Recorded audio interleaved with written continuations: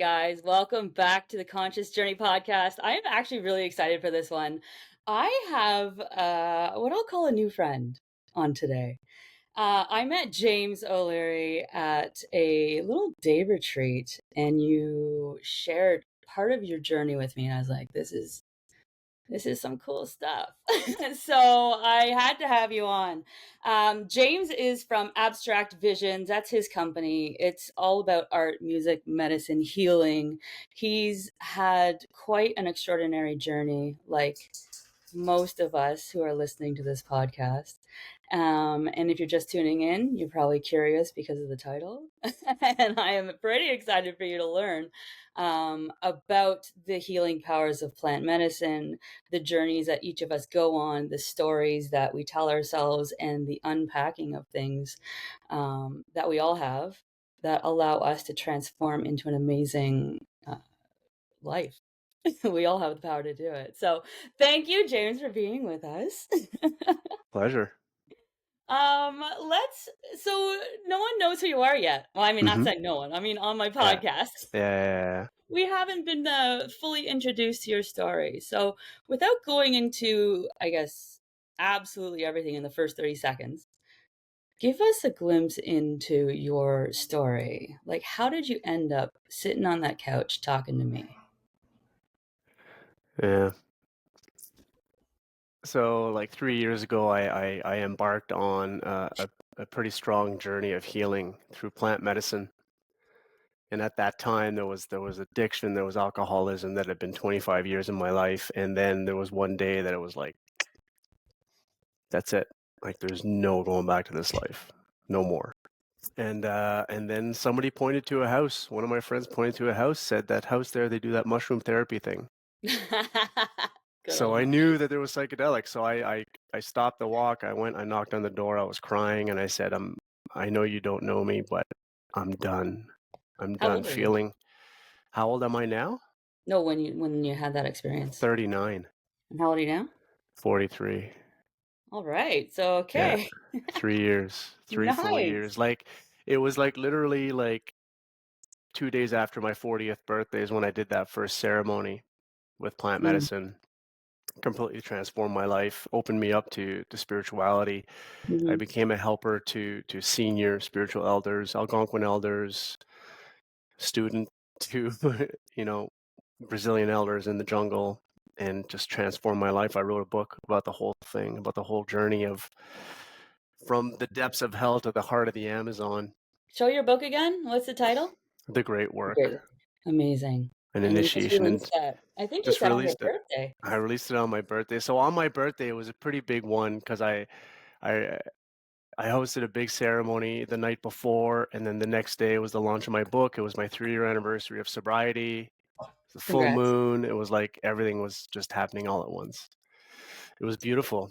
Yeah, this completely transformed my life. Like you have no idea how happy you can be until you become as happy as you are. Like I Agreed. couldn't, I couldn't have, I couldn't have dreamed the life that I have now. Like not even close.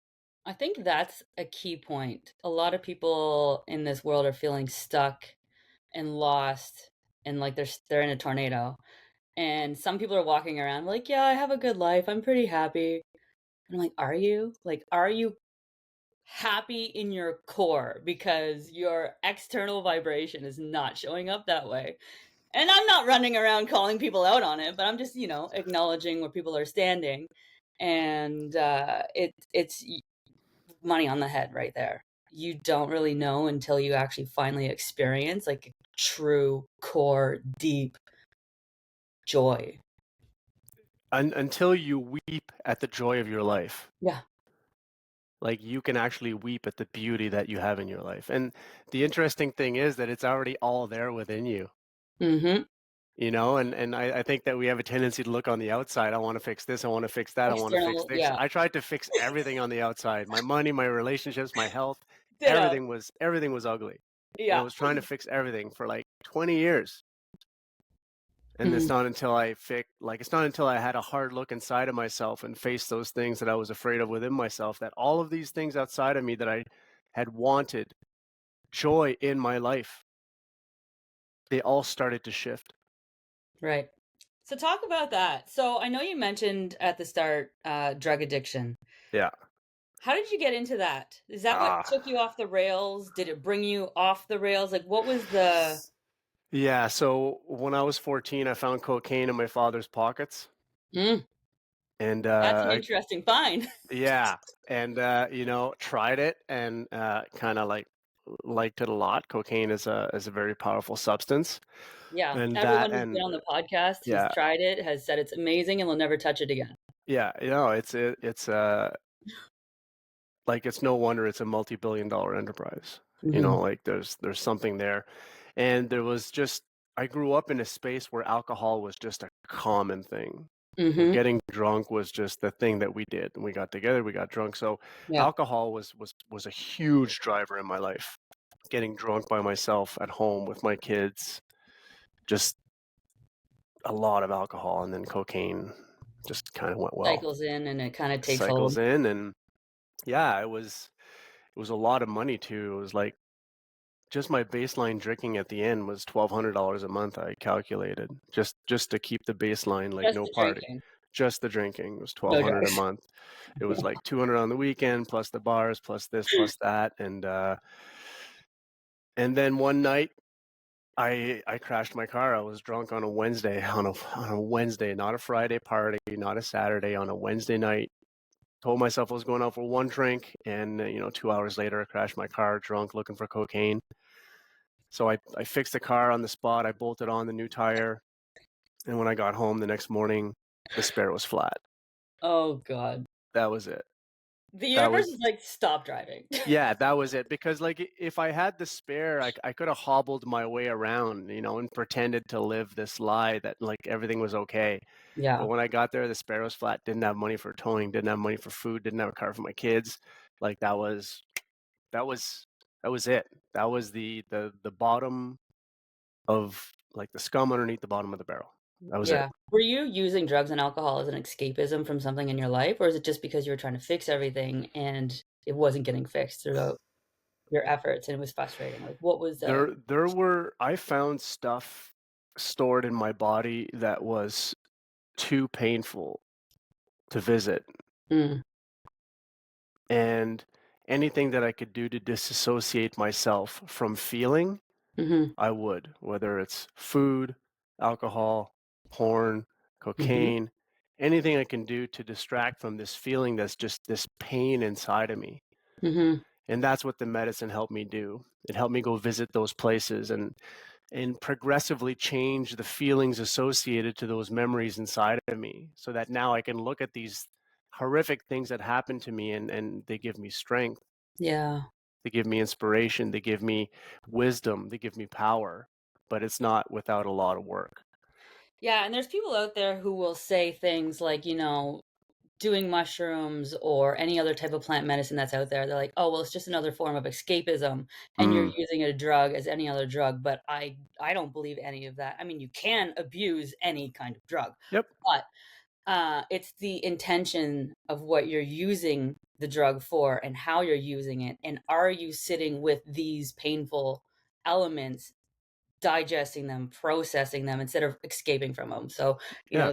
the harder, crazier drugs, like coke, it's an escapism. Alcohol, escapism. Sex addiction, escapism. All of it. You're just using it as a tool to distract you from what's really in your Correct. core. Correct. Which is why, unfortunately, our humanity is showing all these agitated and discombobulated energies. Is a lot of people are not facing what they need to face. We're not taught how to regulate our emotions. We're not taught how to heal. We're not taught how to feel. Um, we're taught to escape. And you and I are the same age. Yeah. So our TV was programming us from a young age to Yeah. drink. Every commercial was like, grab a beer, go have fun. That's all you do with your friends. And it does open up to a lot of other things and experiences, because all it takes is that one time for someone to find it or be introduced to it, or it's just sitting there and they're like, yeah, fuck it. Well, everyone else is doing it. Yeah, and I think society is pushing comfort on us at a Yes. very, very high level. And I think that that comfort has mistakenly found itself with our emotional self as well, is that we're so we're so used to having things work and having things comfortable that then when these things happen inside of us, we don't have the tools. We don't have Agreed. the capacity because of all this that's Hmm. around us. The comfort and ease of life is it's a double-edged sword like everything else. We're in duality. So we're either going to let it run us and rule everything, or we're going to face it and tame the beast, so to speak. Yeah, like technology, technology is a big thing. I work in technology. It's my career, and technology allows us to do this right now. But like something Yeah. happened interesting the other day. I've been sharing my story about cocaine. So I've been saying the word cocaine a lot, and I've noticed that in my feed in Instagram, Mhm. there's videos of people doing cocaine, No way. a bunch. I'm like, why is there videos of people doing cocaine in my Instagram feed? This doesn't make sense. Like, I'm not And searching for cocaine. And then I realized I've been saying the word cocaine like 1,000 times over the last 2 months. And so my much phone, that my it's, phone picked it up, and now it's showing parties of people hiding and doing bags and stuff. isn't that interesting? The algorithms actually are also subconsciously programming a lot of people. They're normalizing it. Totally, totally. And they think Completely. they we must not fall into the trap of believing that technology has our best interest in mind. Hmm. We must not fall into that trap because it does not. It disassociates us just as much as a drugs or alcohol could do. Completely. I feel like technology, just like anything out there, can be used as a tool for great benefit, or it could be a complete detriment. It's just how is it being used? Because it knows what I want. It listens to Exactly. me and it gives me exactly what I'm. Yeah. So it's, And yeah, it is really good at making us feel like shit. tell me more. Well, social media, Yeah. everyone out there is always like, well, I don't have this. And they always compare, like, comparison is a thief of joy. Mm. And everything on social media is always about trying to one up each other. That, I completely Yeah. can't stand social media for that. But anytime someone's like, "Oh, well, I don't have this," or "I'm not successful because I don't have that," and you're like, Yeah. And "Stop." I was telling my kids the other day, I asked them, like, is it harder? Because I have three daughters. They're 11, 13, and 19. And I asked my two youngest ones, I said, is it harder, do you think, for a child today than it was in my day? And I think it is harder, and I think I do. technology has one thing to do with it. And it's not that phones are a problem for kids, phones are a problem for everyone. Yes. I think they're less of a problem for adults, well, for some adults, because I know that what I'm doing is wrong. Like I understand that Mhm. there's a risk in falling into this technology. Correct. Kids, they don't get it. But also, like if I got bullied at high school, I walked home to my family and my kids and my close ones, and the bullying didn't follow me. Exactly. I stepped away from it. I only had to experience it at school. Even though it was terrible, I only had to experience it at school. It didn't follow me around. But now that these technologies and these kids are always connected, this concept of like this consistent pressure is always following them around. And I think that Mhm. that's causing a lot of anxiety Completely. and a lot of Anxiety, distortion for the kids. completely. The anxiety, the distortion, like complete disassociation from actual reality, which is unfortunate. And I am seeing a shift, thankfully. There's a lot of, I guess, of the younger generation starting to kind of clue in, which is kind of cool. I hope it happens sooner than later because I would absolutely love for, a lot more healing to happen. But that's just my heart for the entire world. Because when you start doing the work and you see how different life can be, you just want it for everyone. And I know you can't steal everyone, you can't spiritually hijack everyone and do like, do No. it, you have to do it. And They're on their own journey. and the thing is, when you do choose to do this work, you're taking a step in a direction that you've never been in before. Yeah, Like you're completely stepping into a void and you have no idea. And the thing is that the steps won't reveal themselves unless you start walking them. Like after you walk the exactly. first step, the next step, but you can't see how happy you can be. You can't see how hard it's going to be. You can't. You just surrender. So Surrender your first to. steps, what did that look like? I know mine was, I started meditating. Like I literally had a moment when I had my staging and design company, and I talk about this in a couple of the episodes where I had everything in life. everything. I had a husband, the house, white picket fence, a couple Beamers in the car, success, winning awards. Like, I had it all, but I was miserable. And I'm sitting in my office and I'm like, what the F? I'm like, I did the system. I schooled the system. I'm one. I'm like, I'm not a billionaire, but for a 20 something year old or a 30-year-old, I'm like, I'm successful and I did it and I'm miserable. Why am I so unhappy? And I felt very like guilty for not being happy at everything that I've achieved and succeeded in life. So I started meditating, which was my first step into me walking those steps into finding myself and being where I am today. And I absolutely love it. So, what was your first steps? Did you just be like, okay, I'm walking into mushrooms? Did you have like an epiphany? What did it look like? Well, yeah, crashed my car, drunk looking. Right. Like I basically So that like was your wake up call. You're like, I shit. kick flipped my car over a median, blew my Ugh. tire open. And it's interesting because like my tire was hissing and I still made my way to the bank and I still made my way to the dealer and I still tried to make my way home. And then You're I still didn't drunk, probably, right? So that's I impressive. was still plowing. I was Jesus. plowing through life, man. Woo. And yeah, so I actually bolted on the spare tire in the parking lot of a Metro grocery store, and then hobbled home. Must have been like 9 p.m. Well, that's Just early. It wasn't even like 3 in the morning. no, no, no, no, no. It wasn't even. Ouch, bud. I don't think it was even 9. And yeah, it's all in the book, like the longer version, the actual full story of the whole night. Because I ended up like I was in a pub drinking right beside the office, and then I wanted Coke, so I went to another pub where I knew I could probably find Coke, and I spent an hour in there sniffing around and trying to weasel my way into conversations to find it. Oh Yeah, it boy. was. And then she said that that house there does that mushroom therapy. The next morning when my spare was flat, I called in sick at work, and I told my friend like I need to talk, and I went for a hike, and then she pointed to a house, Mhm. and I just knew that that was the key to a different life. Every fiber in your being was talking to I you. can't explain it. Like I was not going back to Mhm. this other life. Like all of the decisions that I was making in my life had led me to this horrific situation, and I needed something different.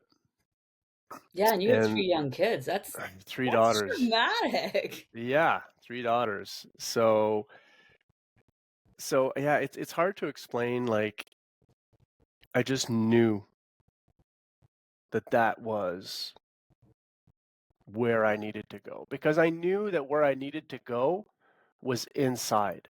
Mhm. Because I knew that the drugs, I knew, I had a feeling that the drugs and the alcohol and the lying and the cheating and the stealing and all of these things were all symptoms of a much deeper source.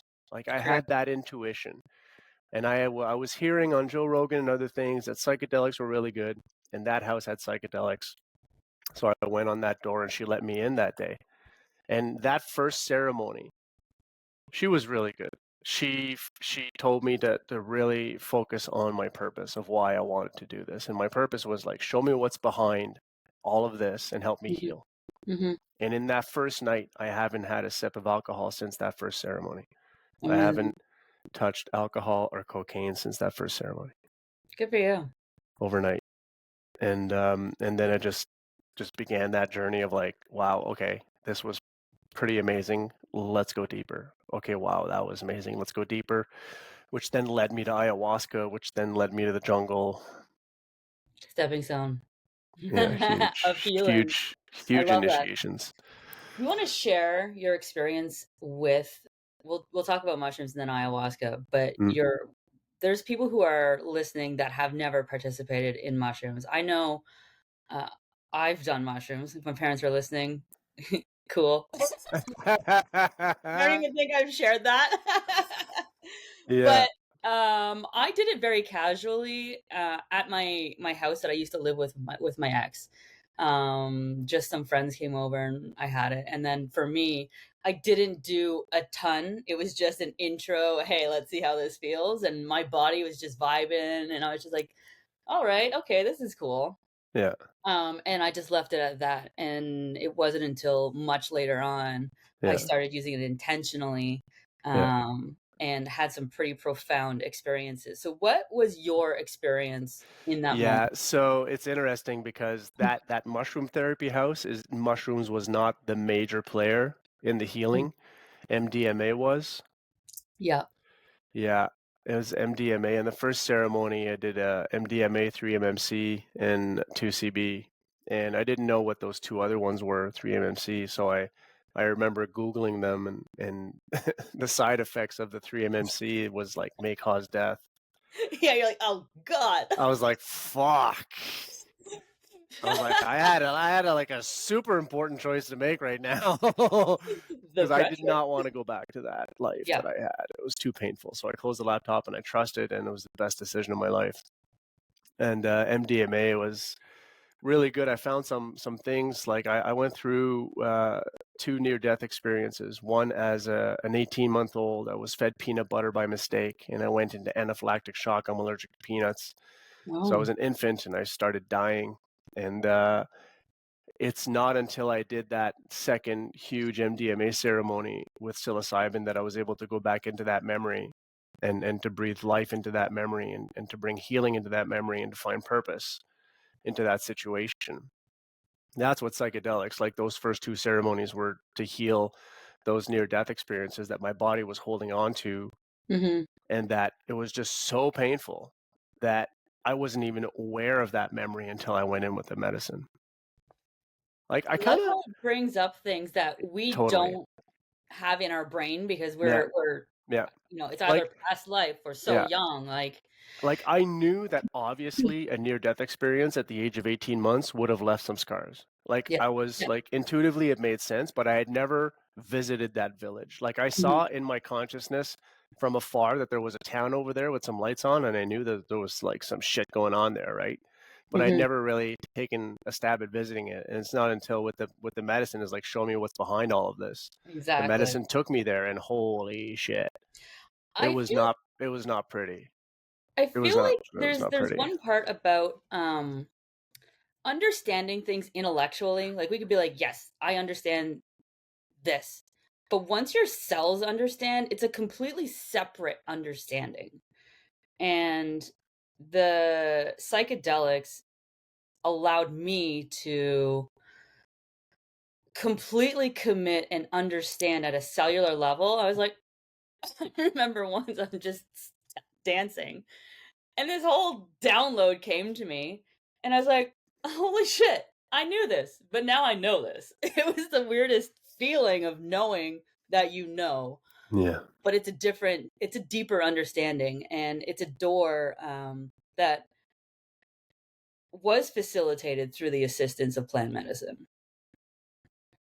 I love it.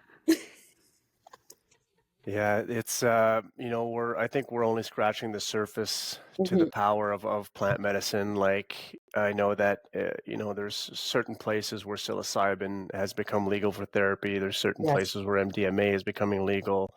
Ayahuasca is legal in Brazil. That's a heck of a medicine. Mhm. It's that we're gonna see a massive shift in a lot of this becoming legalized, just like we saw weed get legalized. That's a Yeah. whole other thing. But it's because there's so many studies that are happening, um, that prove how helpful it is. Like mushrooms are rebuilding the neurons within our Yeah. bodies, and it's curing a lot of things and traumas, even if you're doing microdosing. I'm not a scientific whiz. I don't dive into that. I feel and I'm a cellular person. So I know from the use how much it transforms. And I've been actually investing in stocks that deal with psychedelics like LSD and all these companies that are using it to help with trauma with war veterans and PTSD and things that happen within everyone. So we are going to start seeing a complete transformation. This is just the start of it. And there's no going back. Like the world is ready. We're sick and tired of being sick and tired. Yeah, I forget who said it. I think it's Terence McKenna, but he said that psychedelics is to psychology what the telescope is to astrology. Mm, It allows us, Love that. yeah, it's pretty powerful. It really allows us to take a critical and conscious and empathetic look at what makes us who we are. Yeah. It kind of And like that's all we're here for. We need to like find ourselves. and I think that when you find yourself also, like, the beauty of that is that you just become joyful. And when Yeah. you find yourself, you have a tendency to find your passion as well. And when you find Mhm. your passion, it just so happens that that is aligned with your purpose. Like, the thing that you love to do the most is the thing that's most beneficial to the world. Correct. And that's the thing that I'm finding, is that the more I find myself, the more I get rid of these distortions, the more I'm aligned with who I am, the more I bring purpose to my life, and the more I'm able to bring purpose to people's lives as well. Like, to Completely. truly show up for somebody and to be present. It's a gift. Yeah, I I'm a love it. big fan of psychedelics. Yep. Yeah. All right. So ayahuasca. Yeah. Talk to me about ayahuasca. This I've seen a lot of people in my own network travel to various locations for retreats, and 100% of them has divulged that it had such a profound experience, it's completely changed them for the better. Oof, we got Now, shivers. Got shivers all right? over. I always want to preface this like, do your research, everyone. Make sure you're aligned. Don't do it because it's trendy. There has to be an intention and reasoning behind it. I don't want people just to go willy nilly and just be like, I'm doing it because Yeah. it's cool. Like, that's not the Yeah. right intention to go in. So, when was your first ayahuasca ceremony? When did you go? July 13th, 2023. Beautiful. I remember it was very powerful. It was a couple months after my two first MDMA ceremonies that really unlocked a lot of love and a lot of power within my heart. Yes. And then ayahuasca found me, and it's been a heck of a journey. It's been a hell of a ride. So, would you say when you're the difference between ayahuasca and any other drug, how does it hit you differently? Like, what comes to you?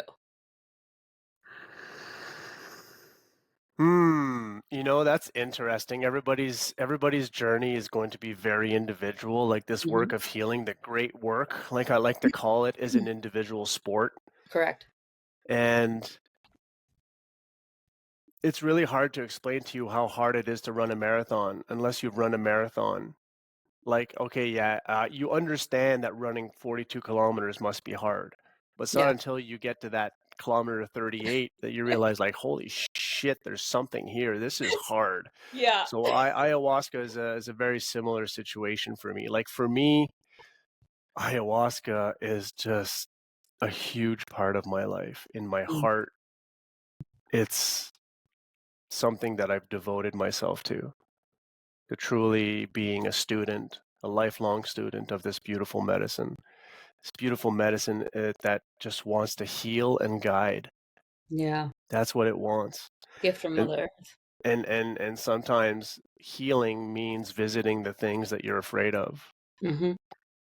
And that's what ayahuasca, to me, gives me the opportunity to do, is that it gives me the opportunity to go visit these dark places within me, to be held in those spaces, and to bring transformation to those places. And every time I do it, yeah, there's not one time that I'm like, I should have never done Yeah. It's that. transformation is Sometimes when integration. I drink it, I'm like, what have I done? And then and then that's I know that that's my ego saying, like, what have you Yeah. done? Yeah. And then when it starts to work, I'm like, okay, I remember why I'm here now. Yeah. I know why I'm here. And the music that I write for ayahuasca, just ayahuasca has become a huge part of my book. And about 18 months into my journey, I'd been drinking ayahuasca for about 18 months. I was drinking like almost every month. I went full bore, like, with the weight of an addict. I just went full bore into ayahuasca because it was providing so much clarity and so much beauty and so much joy and so much power into my life. And then this one night, I felt called to the medicine.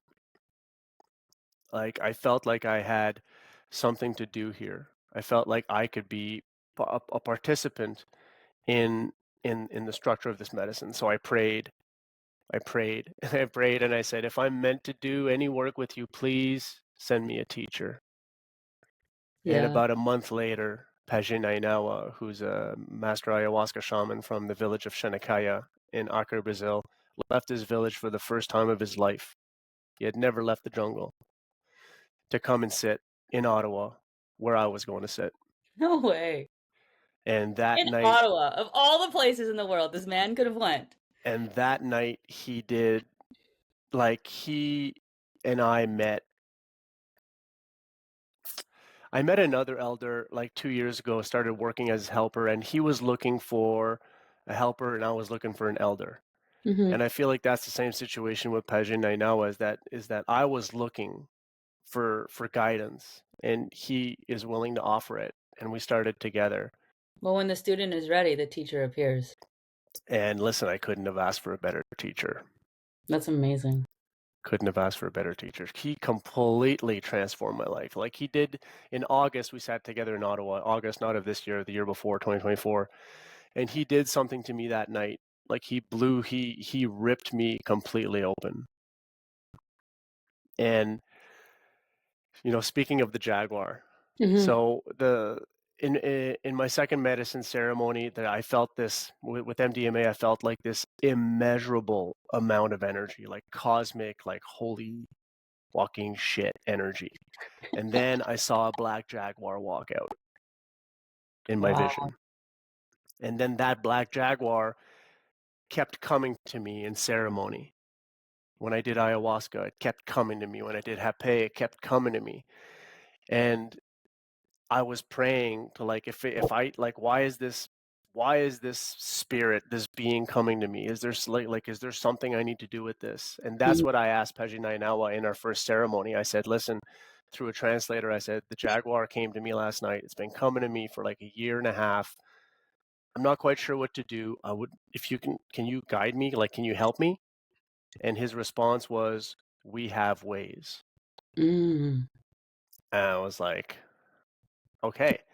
So then in the second ceremony, we do the medicine, and then at one point we lie down and I feel the Jaguar again and I start growling. In a room of 24 people, I just start growling. I'm on the ground and I'm growling. And I'm just feeling the presence of this animal. And then I open my eyes and Paget is standing right above me, looking down at me. He's Mm. got a feather crown draping down to his hips. His face is painted red. And I remember, like, thinking to myself, like, holy shit, what's going on? What's going on? And then he started fanning me with his feathers. And then he knelt down beside me and he started blowing into my chest and blowing into my heart, blowing into my shoulders, blowing everywhere and speaking this ancient tongue that I couldn't understand. And then he put his face to my face and he growled like a jaguar, like a Mm. fierce growl. So I turned to him and I pressed my forehead into his and I growled with everything I had.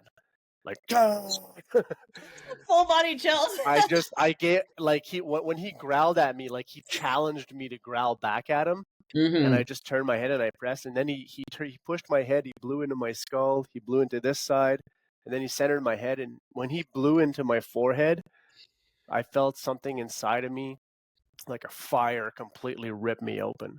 Like my body was bowed like a bridge, and I was just hollering at the rupture. Powerful. And then he took my hands and he started blowing into my heart with his hands. And then he got up and he walked to the front of the room and he left me there on the ground. My mind completely, like, what just happened? Yeah. What I'm sure just every happened? part of you was like, wow. Hey, That's it just any completely, way to. and then, like, and then he went to the front of the room and he started speaking in Shenandoah, which is a language that we didn't have translation for. And by the magic of his strength, I understood his words in my language in my head. Wow. Yeah. That And was another question I had about the language barrier, but I I guess. asked him when I went to Brazil, I was like, call me crazy in that first ceremony, but I feel like I was understanding what you were telling me. Mm-hmm. And he says, yeah, I was speaking through you. Anyway, it was completely magical, and that's exactly what I was asking for. It's exactly what I wanted. Like, if there's something for me to do here, please send me somebody to help me on Yeah. this journey. And then Paget came down and blew my mind. And the next 12 months were the most transformative months of my life. My music exploded, my relationships. I've never been as tight with myself. I've never been as tight with my kids. Like, my affairs are in order. Beautiful. It's because you're doing the work. And I think that's a really important thing to drive home is the more work we do for ourselves and the more we come home to ourselves, the more things just fall into place. There's no coincidences, none. And we're doing the work and we're getting rewarded. And this, to me, I say this world is complete magic. Like, there's shit out there that blows my mind every day. I'm like, what the fuck? And I love it. But I didn't find this magic until I started finding myself. I didn't find any of it until I started opening doors. I didn't find it until I started asking questions. I didn't find it until I started walking the walk, like we said at the start. And it's one foot in front of the other. And it is a solo journey. My journey is different than yours, is different from my friends, different from everyone.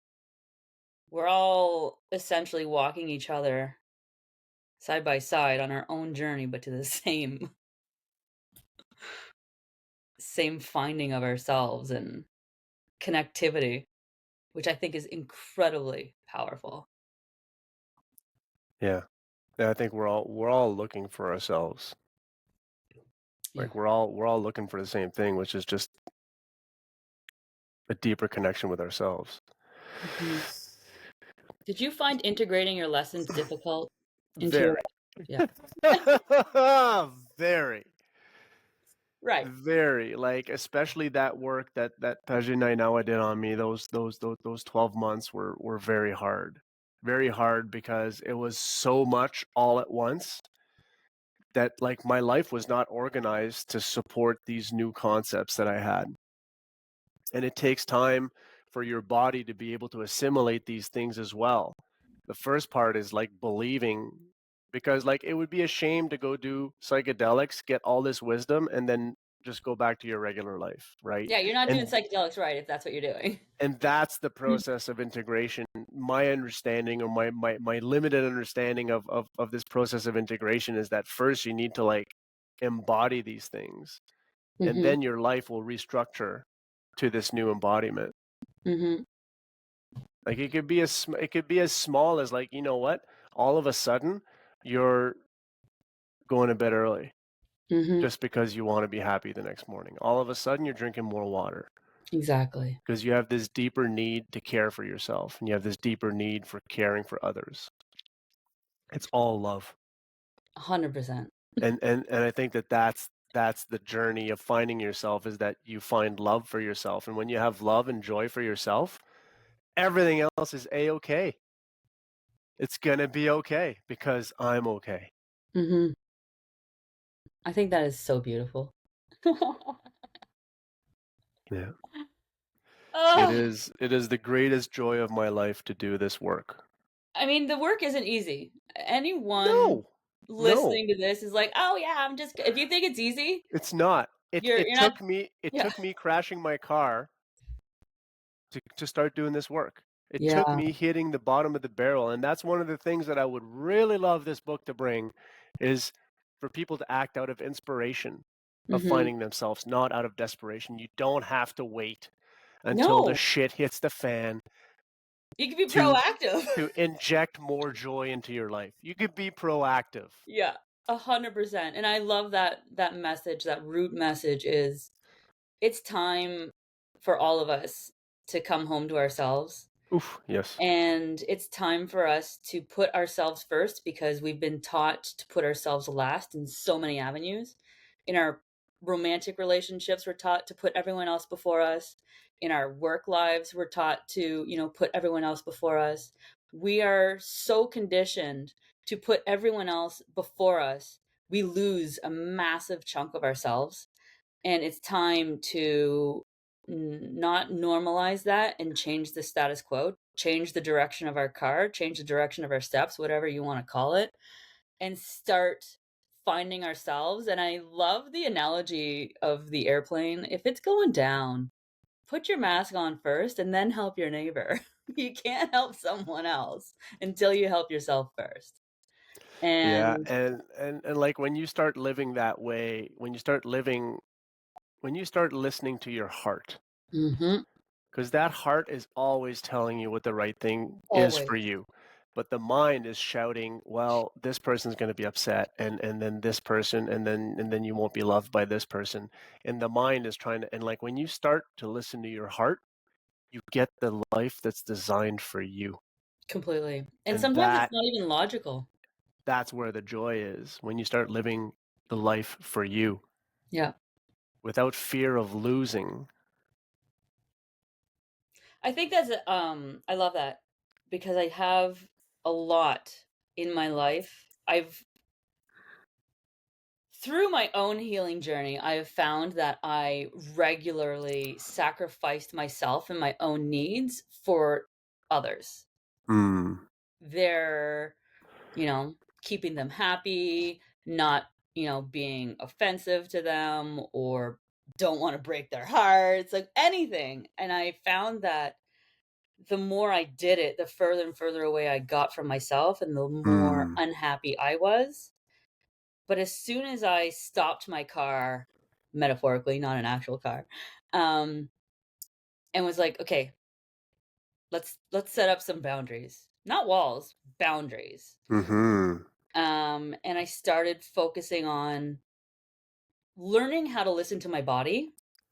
That was a huge one because I've always heard people in the spiritual community say, just listen to your body. And I'm like, what the fuck does that mean? My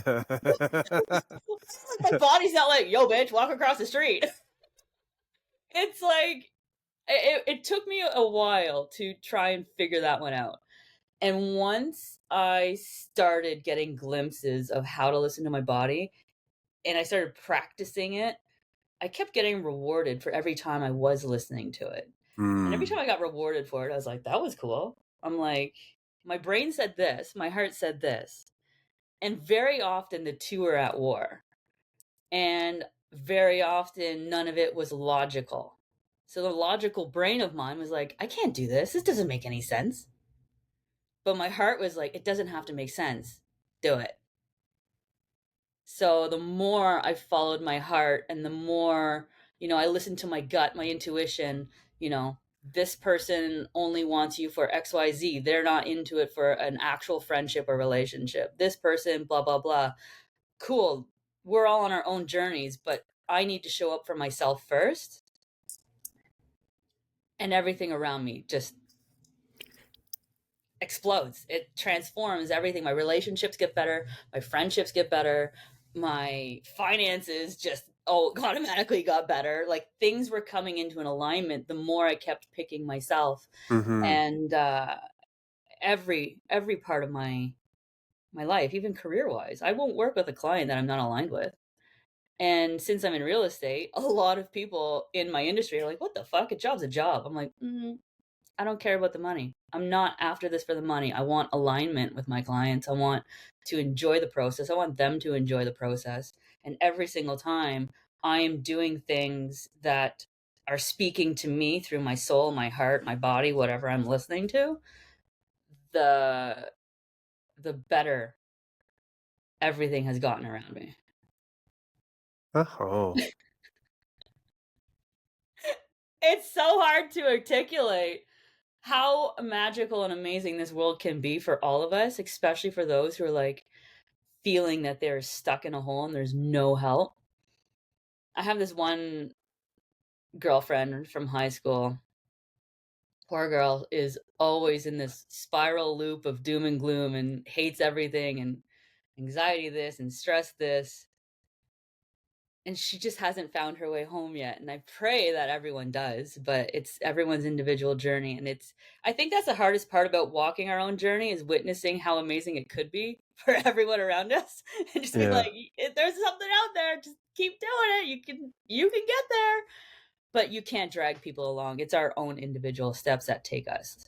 Yeah. And I feel like that's a limiter in both ways. That sometimes we like if we're in a partnership or a relationship, we want the other person to do the work along with us. And that again is just a mind pushing another reason why you don't, because the mind really likes to keep you into this like this is who you are, Yeah. even though even though who you are is supported by things that make you shy away from shining bright. Even Yeah. though, because that's who you are, because these things were installed eons ago, or Oh, centuries yeah. ago, or Yeah. decades ago. Yeah. But these things make up who you are, even though they make you shy away from shining bright. Mhm. Have you And noticed the more you shine, the more people are, like, double taking you? They're like, "What are they doing?" totally, I and love it. and and that's where I was going with the rest of the sentence was that the work that we do to heal ourselves makes a difference. Mhm. Because when you walk into the grocery store, or when you go do this, or when you go to a party, you're shining bright, Yeah. and it people feel it. People It's like feel a it. moth to a flame, right? People feel it. People feel it. People will be intimidated by it too. They're going to try and Oh, tear you yeah. down, Yeah. right? And Yeah. that I think is just the universe being comical. Is like, are you sure you're here now? Let's send a Yeah. few tests your way. Well, the universe is gonna test us to see how bad we want it. Correct. It's easy to quit. Mm. So many times I've just sat there and I'm just like, "I know this is cool and all, but what's the fucking end game?" Like, am I gonna be so, like, in tune with myself, I'm not gonna align with absolutely anyone in this world? That's Yeah. like, "No, no, shut up, bitch."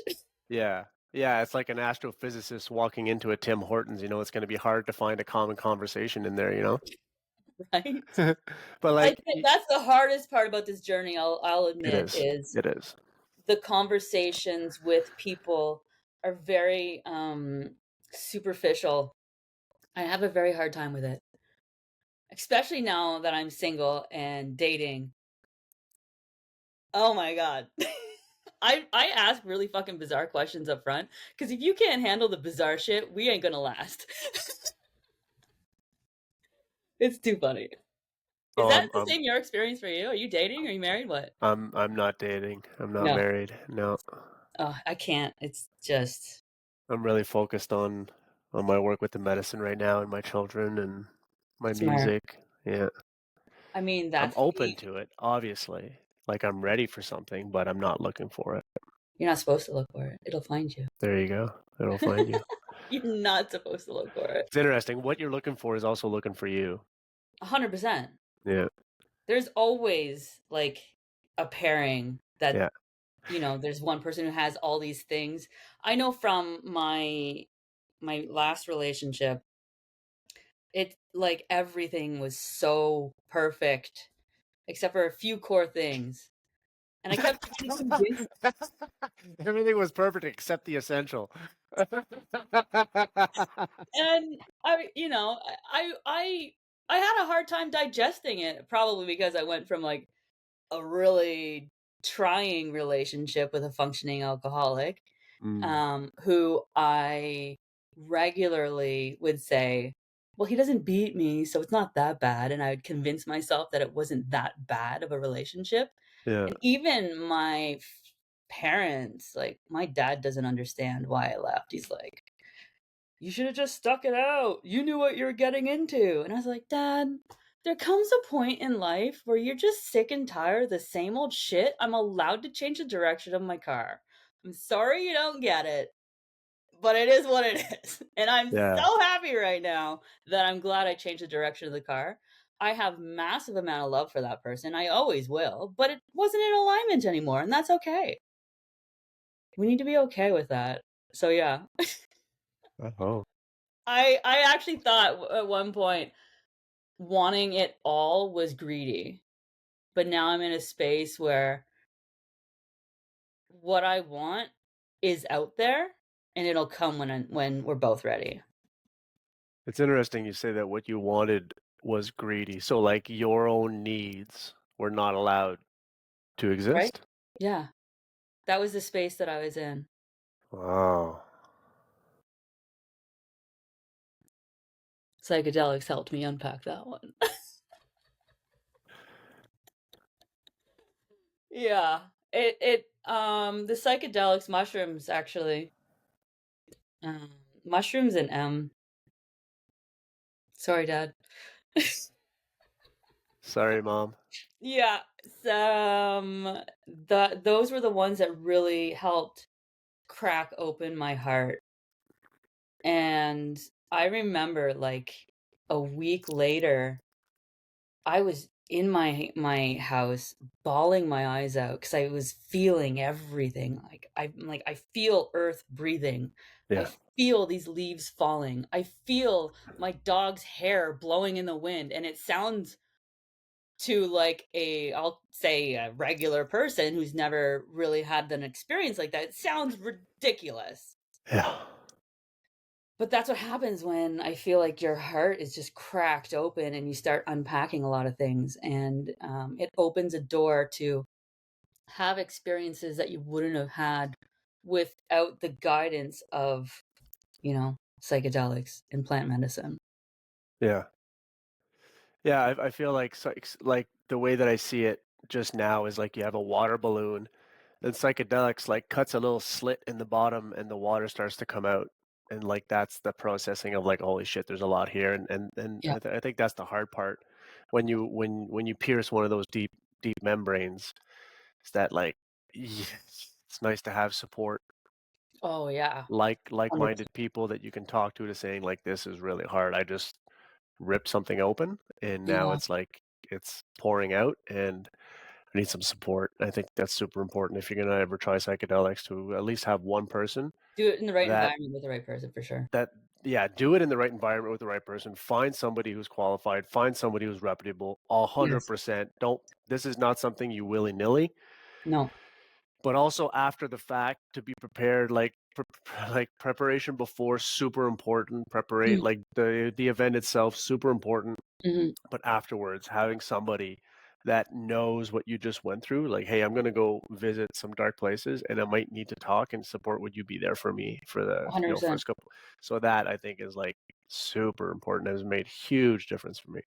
It comes down to the intention, right? We set that baseline at the start of this podcast. This is all intentional work, and we're not going about it blindly. We're going about it with our eyes wide open. We're aware of what's at the door.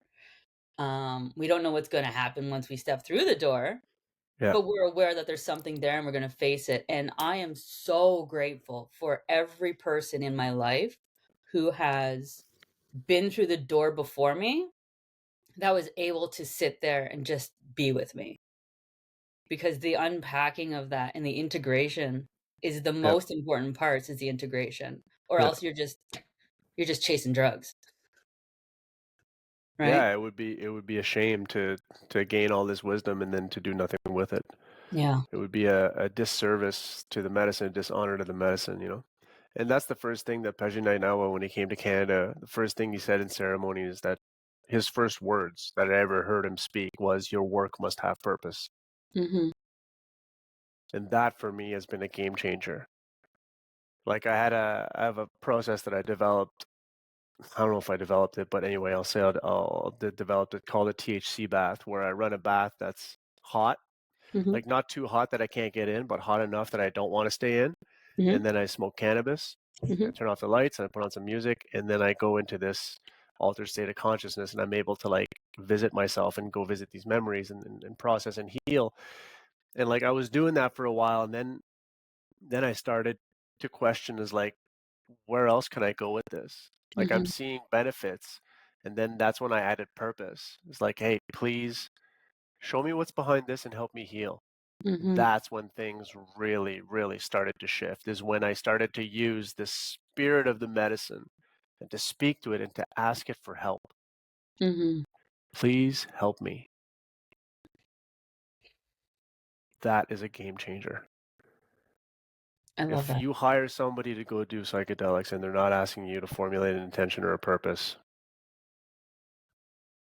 super important. Yeah.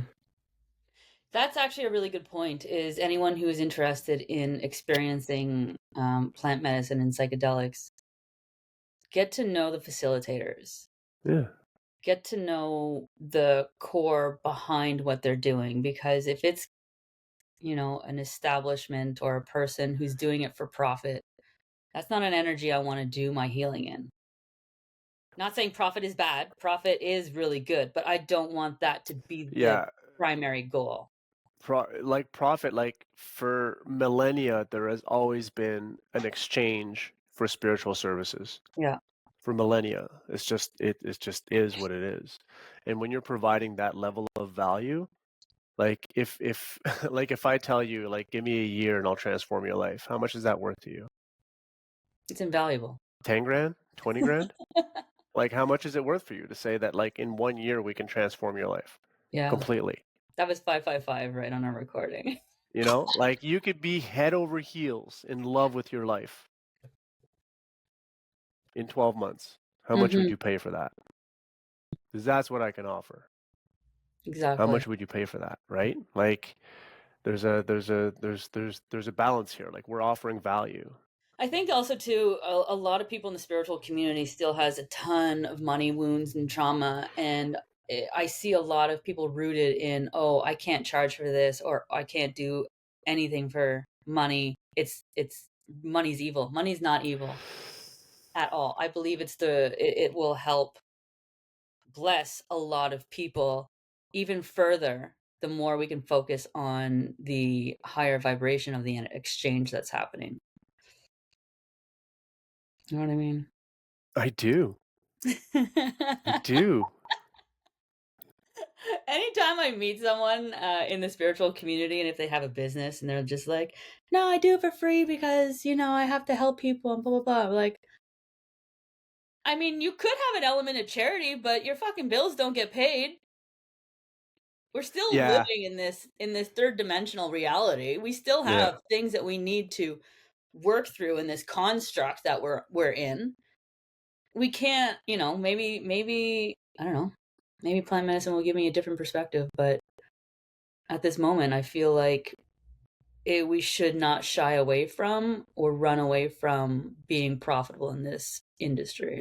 If your business is adding value, it deserves to be compensated for that value. Yeah. And That's it. any good healer wants the other person to get to a level where they aren't needed. If you're a healer and you're like, only I can help you, No, you're nothing we're then. not pharmaceuticals here. Like, No.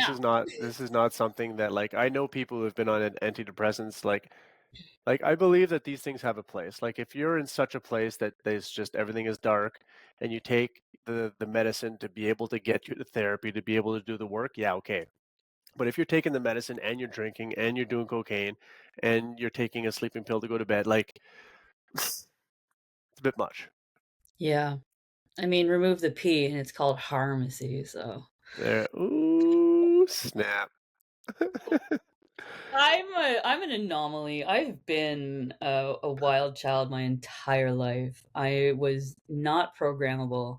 I saw things from a different perspective my entire life. And growing up, I don't know if you are similar or not, but I always wondered, why the hell are we operating this way? It never made sense to me. The more I'm, working on things, the more I'm understanding, you know, this construct that we're in, which I think is Okay, extremely beautiful. so here's a bizarre question for you. Well, not a bizarre question, but a deep question. Mhm. Like, if everything that we have has a purpose, like we have a desire to procreate, we have a desire to protect, we have a desire to feed, like all these things have a purpose in our lives. Well, then what's the purpose of our consciousness? Mm. Because we are the only mammals that have we are the only mammals that think that we are thinking, that are able to We be are the only aware. mammals that think that we are thinking. For all we know, a rock is thinking too. I agree. But coming back to the question, what's the purpose of our consciousness? And that's the question that I ask myself. Like, what is the purpose of this awareness? Experience. Multifaceted level of experience. And I think that's it.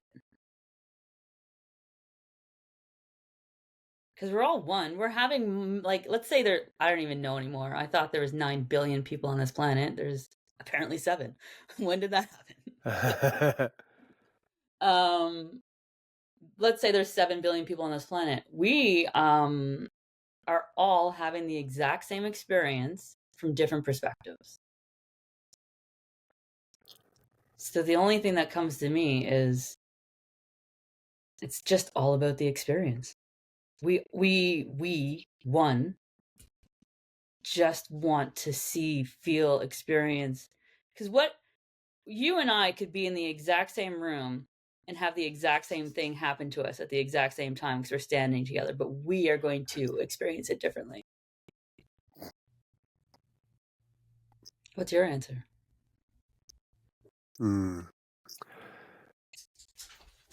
Our purpose of our consciousness, is so that the universe can experience itself through us. And the expansion of the universe is infinite, which means that our consciousness can expand infinitely as well. And I think that that's the purpose. That's what we need to do, is we need to broaden our consciousness and become more conscious. And the more we become conscious, the better the world becomes. 1000% agree. I think that's a pretty sick spot to end this podcast. Sure. You read my mind. I love it. Is there anything you want to add? I'm going to have the link to your book in the link show to my notes. book for sure. Link to my social Your media. social. Yeah, so people can reach out if they have questions about plant medicine. But is there anything you want to add? Actually, you know what I also love asking? Do you have a favorite book outside of your own that has helped you in your journey? Yeah, I think the best book that's helped me understand the whole concept of surrender and resistance was The War of Art. Mm-hmm. It's Not so good. Not The Art of War. Yep. The War of Art by Stephen Pressfield. He speaks that any endeavor towards the light, whether it's writing a book, losing weight, starting a business, any endeavor towards the light is going to be met with resistance.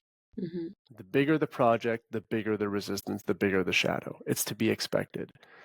And that, with the work, with the medicine, has like, oh, this is scary. Okay, this is where I need to go. In writing my book, I'm like, this is expected. It's pushing me away because that's where I need to go. So that has been a super good book, super short read, and this guy's a genius. I love that. Yeah. Awesome. Last words. Oh man, there was a time where I dabbled in guitar. There was a time where I drank a lot of alcohol. There was a time where I did a lot of drugs. And then I found plant medicine and I became an artist. That's one of my canvases. I have a canvas hanging in local shops. I've had a couple of private auctions, became a musician, wrote like 45 songs about ayahuasca, became closer to my kids, closer to myself, closer to spirit. And you don't know how happy you can truly be. Like I cried this morning because I was so happy about where my life is. I was driving here towards the podcast and I just cried because I was just so happy at the joy that I had found in myself. So, I absolutely love that. so if you're looking for transformation, please come to me. Yeah, I mean, let's have a chat and let's see what can play out. I love that you said let's have a chat because that's literally how it starts. It's Let's just have a chat. having a conversation. And if anyone hasn't reached out to someone yet Those conversations are so profound, you have no idea what's gonna be flowing from that conversation. Asking for help is the biggest step. It's the biggest Everything gift. else everything else falls into place afterwards Mhm. because you're hopping into a river, you're hopping into a channel that has predictable and like things, this is how we're going to do it. But asking for help is the first part. I completely agree. All right, we're gonna end it there. Thank you Yee. so much, James, for This being was with so me. nice. I think it's awesome. How long has it been? An hour already? Wow. Yeah, we flowed. Good. That was beautiful. So thanks everyone for tuning in to the Conscious Journey podcast. If you liked it, and I know you will, like, share, subscribe. I want the share button. Throw it out there. We want people to have this message spread Yeah. far and wide. It's out Yeah. in the ethos now, Yeah. so it's doing its work. Yeah. Like, share, and subscribe. And until next time, we'll catch you on the flip side. Thank you.